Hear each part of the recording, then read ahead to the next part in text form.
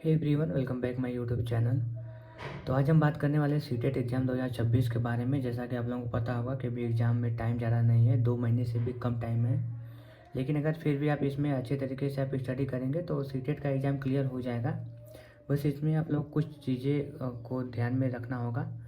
तो चलिए हम वही डिस्कस करेंगे और थोड़ा सा हम देखेंगे कि इसमें कौन कौन से सब्जेक्ट आते हैं, कितने नंबर के आते हैं। ये सब हम पासिंग मार्क और एग्ज़ाम ये सब देखेंगे और कुछ इंपॉर्टेंट पॉइंट जिससे कि आपका एग्ज़ाम क्लियर हो जाए। तो ये बीटीसी और बीएड दोनों फॉर्म भरते हैं। बीटीसी प्राइमरी भी भरते हैं और जूनियर भी भरते हैं, जबकि बीएड वाले सिर्फ जूनियर को भरते हैं। इतना तो आप लोगों को पता होगा।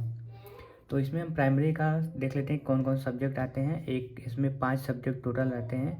एक सीडीपी रहता है जो कि 30 नंबर का है। फिर लैंग्वेज 1, इसमें आपका हिंदी रहेगा, ठीक है, हिंदी रहेगा, ये भी 30 नंबर का रहेगा। लैंग्वेज 2 में आप संस्कृत ले सकते हैं, ठीक है, संस्कृत ले सकते हैं, इंग्लिश ले सकते हैं या फिर उर्दू ले सकते हैं। तो ये आपका लैंग्वेज 2 में कोई भी ले सकते हैं, ये भी आपका 30 नंबर का रहेगा। फिर उसके बाद ईवीएस आता है, पर्यावरण जो कि रहता है, ये भी आपका 30 नंबर का आता है। और मैथ्स रहता है, ये भी आपका 30 नंबर का रहता है। तो टोटल आपके ये 150 नंबर रहते हैं, 150 क्वेश्चन रहते हैं और 150 नंबर के रहते हैं। एक क्वेश्चन 1 नंबर का रहता है। और प्राइमरी में आप लोगों को पता होगा कि इसमें पास करने के लिए ओबीसी या फिर अदर के लिए 82 नंबर आता है। और फिर जनरल के लिए इसमें आपका 90 नंबर रहता है, ठीक है।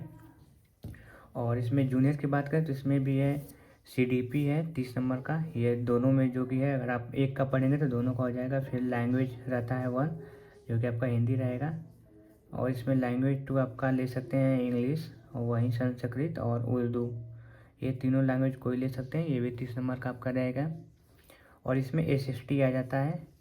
एसएसटी इसमें आपका सारे सब्जेक्ट रहते हैं। पॉलिटी रहता है, हिस्ट्री रहता है, जियोग्राफी रहता है। इकोनॉमिक्स के क्वेश्चन नहीं आते हैं, सिविक्स रहता है।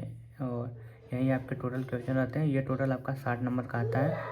ये आपका टोटल 150 नंबर हो गए। ये प्राइमरी वाले भी रहते हैं और जूनियर वाले भी रहते हैं 150 नंबर में। और यहाँ पे ये बीए वालों का रहता है। और कुछ लोग जो हैं जो कि बीएससी किए हैं, बीएससी वालों के लिए यहाँ पे एसएसटी नहीं रहता, उनका रहता है साइंस और मैथ्स। यहाँ पे साइंस उसका 30 नंबर का रहता है, साइंस 30 नंबर का रहता है और मैथ्स भी 30 नंबर का रहता है। तो ये ध्यान दीजिएगा, बीएससी वालों के लिए ये रहता है। और मैंने अभी हाल ही में यूपी का मतलब यूपी टेट का एग्ज़ाम जब दिया तब मुझे पता चला कि मतलब ऐसे लोग भी आते हैं जिनको पता ही नहीं रहता है कि उनका कौन सा सब्जेक्ट है। लैंग्वेज 2 उन्होंने कौन सा भरा है, या फिर उन्होंने बीएससी या बीए किया है तो उनका कौन सा सब्जेक्ट है, साइंस करना है, मैथ्स करना है, एसएसटी करना है। ये मेरे बगल में ही एक मैम बैठी थी कोई, उनको नहीं समझ में आ रहा था कि उनको कौन सा करना है। तो ऐसा नहीं करना है आप लोगों को। जब आप तैयारी कर रहे हैं तो थोड़ा सा अपने मतलब एग्ज़ाम के बारे में जान लीजिए कि आपका कौन सा सब्जेक्ट है, क्या आप भरे हैं। ऐसे ही नहीं एग्ज़ाम देने चले जाइएगा, तो इसको आप लोग थोड़ा ध्यान दीजिएगा। और ये फॉर्म भरते टाइम यहाँ पे लैंग्वेज आपका यहाँ पे चूज किया जाता है। तो इतना हो गया आपका 150 नंबर है। इसमें भी सेम वही 82 और 90 नंबर का रहता है। यही आपका पासिंग मार्क है। इतना आप आ जाएंगे तो पास हो जाएंगे, ठीक है। और अब बात करते हैं कि आपका इसमें सबसे ज़्यादा इम्पॉर्टेंट क्या है। तो देखिए, सीटेट का एग्ज़ाम में सबसे ज़्यादा इम्पॉर्टेंट है आपका मॉक टेस्ट। आप जितना मॉक टेस्ट लगाएंगे आपका एग्ज़ाम मतलब एग्ज़ाम उतना बेहतर होगा। क्योंकि इसमें जैसे कि आप लोगों को पता होगा कि इसमें 75% मतलब कि 75 नंबर आप डिवाइड कर सकते हैं 150 75 में। आपका 75 नंबर थ्योरी से रहता है, ठीक है। और बाकी इसमें पेडागॉजी रहता है, पेडागॉजी इसमें रहता है। तो यही आपका सबसे ज़्यादा मेन इम्पॉर्टेंट है, 75 नंबर पेडागॉजी का करता है। क्योंकि ये सिर्फ आपकी समझ के बेस पे रहेगा, आपको उसको समझ के आंसर करना रहता है पेडागॉजी का।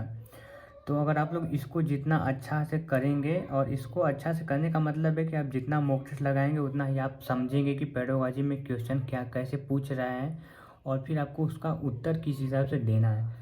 तो मैं तो आप लोगों को बोलूँगा कि अगर आप लोग तैयारी स्टार्ट की हैं तो पढ़ाई आपका 10% हुआ है अभी तक, या फिर 0%, या तो बिल्कुल भी पढ़ाई नहीं हुआ है, तब भी आप मॉक टेस्ट स्टार्ट कर दीजिए। अगर मॉक टेस्ट लगाएंगे तो आपका ऑटोमेटिक, अगर आप लोग थोड़ा सा समझेंगे तो पेडागॉजी आप लोग 50 नंबर ऐसे ही कर देंगे बिना मतलब कुछ समझे पढ़े हुए ही। बाकी तो आप लोग बैच वैच ले ही लिए होंगे, ऐसे तो कोई पढ़ेगा नहीं। तो और काफ़ी लोग कहते हैं कि कैसे पढ़ाई करें, तो देखिए बुक के चक्कर में पढ़ेंगे तो मतलब बुक बहुत छाँटना पड़ जाएगा आपको, काफ़ी ज़्यादा बुक लेनी पड़ जाएगी, तो उसमें आप उलझ जाएंगे और बुक में काफ़ी छाँट छाँट के पढ़ना रहता है। तो मैं तो आपको सिंपल कहूँगा कि आप लोग कोई बैच ले लीजिए, 400-500 का जो भी सस्ता नॉर्मल में आता है, जैसे कि RW का हो गया, TW का हो गया, इन लोगों का थोड़ा मतलब कम में बैच रहता है, 500 700 600 का बैच रहता है। तो वो बैच आप लोग ले लेंगे तो वहाँ से आप लोगों का मतलब कि वो लोग जो पढ़ाएंगे बस उतना सफिशियंट है। और अगर आप लोग बुक लेंगे तो बुक में बहुत ज़्यादा मोटी मोटी बुक आती है, तो उसमें कहाँ कहाँ छाट के पढ़ेंगे, तो इससे अच्छा है कि आप लोग एक आराम से 500-600 का बैच ले लीजिए और उसी से कंप्लीट कर लीजिए। बाकी मैं CDP का नोट्स जो मैंने कोचिंग में पढ़ा था, मैं वो आप लोगों को टेलीग्राम पे प्रोवाइड कर दिया हूँ। आप लोग वहाँ पे पिन मैसेज में देखेंगे तो वहाँ पे सीटेट आएगा, तो वहाँ पे आप लोगों को CDP का नोट्स मिल जाएगा, जिसमें कि 3 PDF रहेगा। तो वहाँ से आप लोग CDP कर सकते हैं अगर आप लोग बुक से कर रहे हैं। तो बाकी हिंदी संस्कृत तो आप लोग पहले किसी भी बुक से कर सकते हैं। जैसे मैं बता देता हूँ हिंदी का बुक मैंने लिया था, संस्कृत का आप ले सकते हैं, विजयी भाव ले सकते हैं, और हिंदी का कोई भी बुक ले सकते हैं। अभी बुक का नाम मुझे नहीं याद आ रहा है, लेकिन हिंदी का 2 बुक फेमस है, उनको आप ले सकते हैं। और संस्कृत के लिए विजयी भाव ले सकते हैं, इसको मैं बता देता हूँ। और बाकी थोड़ा सा रुके तो मैं हिंदी का भी बता देता हूँ।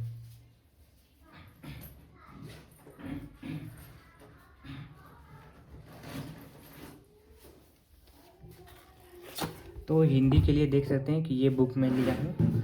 तो अगर लेना चाहते हैं तो आप लोग हिंदी का ये बुक ले सकते हैं, राजपाल सिंह का है ये। और बाकी अच्छी अच्छी बुक आती हैं, आप लोग कोई भी ले सकते हैं। तो हिंदी संस्कृत वहाँ से आपका 15-15 नंबर का हो जाएगा। इसमें मेन की अपना सारा सब्जेक्ट में 15 नंबर आपका थ्योरी रहता है और 15 नंबर पेडागॉजी रहता है। ये सारा डिवाइड 15-15 नंबर में है, तो इसीलिए मैं आप लोगों को बोलूँगा कि सबसे ज़्यादा इंपॉर्टेंट इसमें पेडागॉजी है। पेडागॉजी को आप लोग अच्छे करिए। और इसमें एक चीज़ आता है सीटेट में कि निगेटिव वर्ड आप लोगों को पता होना चाहिए। तो इसका भी मैंने फ़ोटो अपने टेलीग्राम पे अपलोड किया है, MIDC शर्मा पे। अगर आप लोग वहाँ पे खोजेंगे नहीं तो फिर से मैं इसको फॉरवर्ड कर दूँगा। निगेटिव वर्ड अगर आप लोग जान जाएंगे तो आप लोगों का काफ़ी ज़्यादा क्वेश्चन ऐसे ही सही हो जाएगा। कम से कम 15 क्वेश्चन के आसपास में निगेटिव से ही मिल जाते हैं, क्योंकि मैंने एग्ज़ाम दिया है तो मुझे ये सब पता है, तो मैं आप लोगों को बता रहा हूँ। तो आप लोग इन दोनों को पक्का से पक्का चालू कर दीजिएगा। मॉक टेस्ट को लगाना अभी से चालू कर दीजिएगा। भले ही आपका मॉक टेस्ट में 40 नंबर 50 नंबर आए, लेकिन मॉक टेस्ट आज से स्टार्ट कर दीजिएगा और डेली मॉक टेस्ट लगाइए।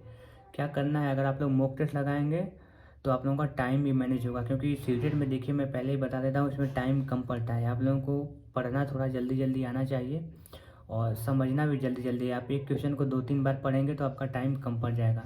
तो इसीलिए आपको मॉक टेस्ट लगाना है ताकि प्रैक्टिस हो जाए और एग्ज़ाम में टाइम कम ना हो, क्योंकि इसमें टाइम कम हो ही जाता है। अगर आप लोग कितना भी अच्छे से पढ़ाई किए हो, टाइम कम हो जाता है, 2.5 घंटे कम टाइम रहता है। और इसका एग्ज़ाम आप लोगों को पता होगा कि 6 सितंबर को है। तो 6 सितंबर को मतलब एक ही दिन को लगता है एग्ज़ाम रहेगा। तो अभी 2 महीने से भी कम टाइम है, तो अपनी तैयारी अच्छे से करिए और आराम से हो जाएगा। अभी आपको 1.5 महीने से प्लस ही टाइम है, तो आराम से एग्ज़ाम हो जाएगा। 1 महीने में एग्ज़ाम क्लियर कर लेंगे अगर आप लोग अच्छे से तैयारी करते हैं। डेली मॉक टेस्ट देंगे तो पक्का आपका एग्ज़ाम क्लियर हो जाएगा। और बस यही कुछ चीज़ें हैं, आप लोग मॉक टेस्ट डेली लगाइएगा। और नेगेटिव वर्ड को पक्का से अपना गूगल पे सर्च कर लीजिएगा, या फिर मैं भी भेज दूंगा, या फिर गूगल पे सर्च करके नेगेटिव वर्ड ज़रूर से ज़रूर खोज लीजिएगा। तो यही चीज़ें हैं सीटेट के लिए, और इसमें ज़्यादा बाकी कुछ एक्स्ट्रा नहीं है। इसके अलावा आपका कोई भी क्वेश्चन आता है तो आप कमेंट कर सकते हैं। और जो लोगों ने UP टेट का एग्ज़ाम दिया होगा उन्होंने अपना आंसर की मिला लिया होगा, अगर वो पास हैं तो वो सीटेट के चक्कर में नहीं पड़ेंगे, वो सीधा सुपर टेट की तैयारी करेंगे। और मैं भी अभी सुपर टेट की तैयारी स्टार्ट कर रहा हूँ और अपना तैयारी स्टार्ट कर देंगे। तो अगर आप लोग भी तैयारी कर रहे हैं तो कमेंट करिएगा और साथ में स्टडी करते हैं अपना। तो चलिए, आपका इसके अलावा कोई भी क्वेश्चन आता है तो आप यहाँ पे कमेंट कर सकते हैं। तो फिर मिलते हैं नेक्स्ट वीडियो में। Thank you.